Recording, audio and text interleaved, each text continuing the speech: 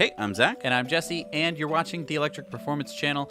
Now, Blake, I got a question for you. I have a Model 3. What's to stop me from getting $1 million from somebody and ripping the car apart, putting in, 300 kilowatt hours of battery power and getting some kind of crazy motor out of something that would normally go in like a giant dump truck and, making this absolutely beast of a car, Model 3, that I would then just beat your record at Pikes Peak with? What stops you from doing that? Actually, I encourage you to do that because I'd like to see a overly large dump truck motor powered by an obscenely strong battery and figure out how that's all going to fit in. That being said, there are particular classes at Pikes Peak, and Pikes Peak, because it is one of the oldest races in the world and it's the second oldest race in America, over time there's been an evolution of the rules kind of following the evolution of different cars. So if you look back in time, you'll see that there were once classes for diesel vehicles specifically. You'll look back and there are rules for open wheel versus closed wheel. There are prototypes. There are even big rigs that have run at Pikes Peak. When it comes to the record that we're trying to achieve and why we're building the Model 3 that we are, is that the current record I hold is for the production electric class. So what does that mean? It means that it needs to be a vehicle that at least 500 of that type of vehicle was built for homologation. So when vehicles like the Faraday Future went out against my record, that had never really gone into production, so that did not fit the production rule. Beyond that, there's classes like the electric modified, and I'd have to say that the electric class has been the one that is the least refined to date because it happened so quickly. And to kind of take a step back in time, when you look at all of the other classes that evolved, they were built around incremental changes in technology. With the electric cars, it basically went from the, hey, also ran, not a threat to us, to dominating the event within 1 decade, right? And so when they first made the classes, there was just electric production and electric modified. Electric production cars were cars like a Model S or the Model 3 I'm going to run, and previous to me was held by a Nissan Leaf and then a Honda that was an electric as well. So if we go back in time, that production class were things that were being made. The modified were crazy things like Reese Millen's winning electric prototype, as well as the Volkswagen modified car. So that, as far as the electric class, they've actually now done away with them because the electrics are so competitive.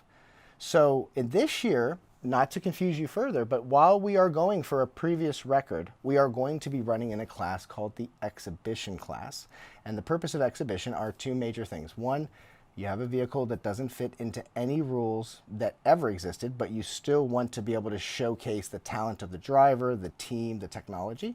Or you are a driver and team that is looking at a previously established record and you want to beat that record. Now, to do that, you must follow the rules of what the record was set at. So I can't do the thing that I was going to do. Oh, that you can do it. You're just going to be, you'll be in the modified class. You'll be going against the Volkswagen IDR. For those of you watching who don't know, the IDR was an electric car who it beat the record, all records at Pikes Peak.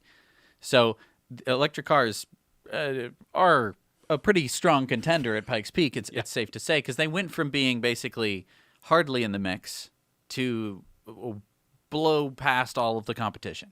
Yes, and what's interesting is that previously classes that do still exist, like a time attack class, that was not something that necessarily, I don't know if it prohibited electric cars back in the day, but nobody would have run an electric car in there because it would not have been competitive. So nowadays at Pikes Peak, somebody who's looking to run an electric has a few options. They could be going for a previous record like my own or the IDR, or they can build an electric car and fit it within the time attack class or the open class or the unlimited class, and now they fit within the rules of the internal combustion engines, which is really exciting. And it's something that, outside of going against our previous record, it might be something we look at for a future event. So let me just ask you again, for the production, the electric production class, why have a production class? Why don't we just want the fastest and the best and the beefiest, and let's just put a tank motor in this tiny little, golf cart and zip it up the mountain as fast as possible? Why production? Yeah, so there, as a racer, the natural inkling is that, and especially Pikes Peak, those who play video games always see the Pikes Peak specials as these huge winged, amazing, like almost tube framed carbon fiber outer shell unlimited special, and those were the unlimiteds. And there's a tendency to want to do that, but I think that for the benefit of the community, for the benefit of showcasing technology, having a vehicle that anybody, well, I don't want to say anybody, but somebody who has the means can go out and purchase the Model 3 Performance, and what we are building is going to directly relate to what their car that they drive has the capability with some safety modifications and a few other things to be able to do, versus a one-off special where, especially for a lot of the naysayers that are still saying, wait, electric and performance are two words that are completely exclusive from each other, right?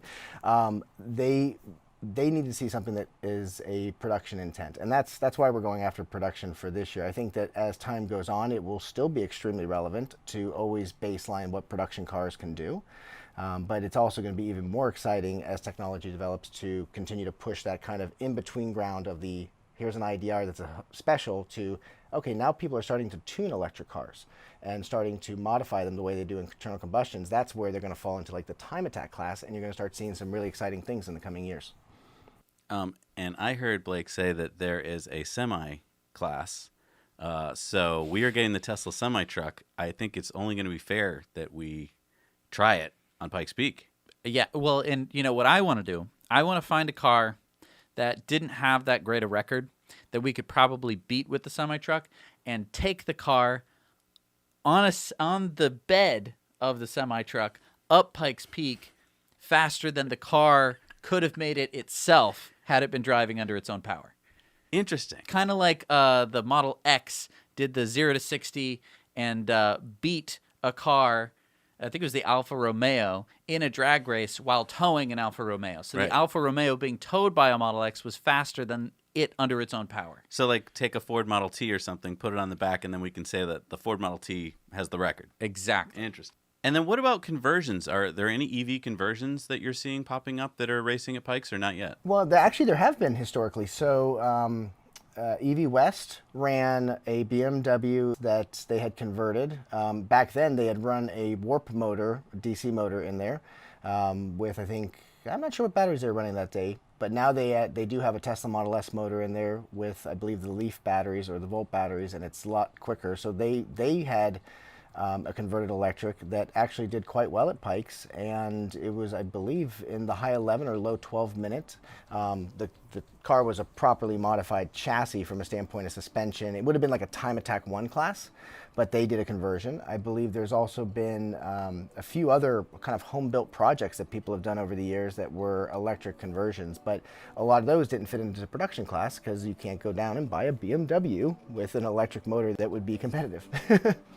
Wow. Well, thank you so much for clearing up this confusion around classes, and too bad that I can't, get the dump truck motor and put it in my car. It would probably rip it in half, so it's good that I can still, commute it in. Yeah. Thank you, Blake. We'll talk to you soon. All right, thanks. Thanks for watching Electric Performance.